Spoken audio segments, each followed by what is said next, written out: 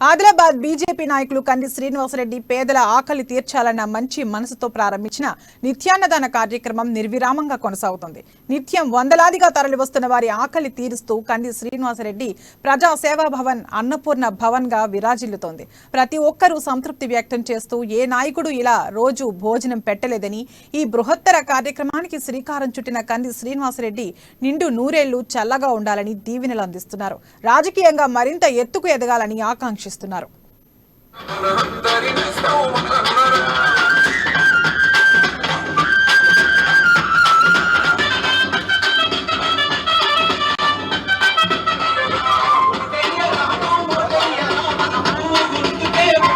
ఇవాళ అన్నదానం కార్యక్రమము ఇప్పటిదాకా ఎవరు చేయలేదు.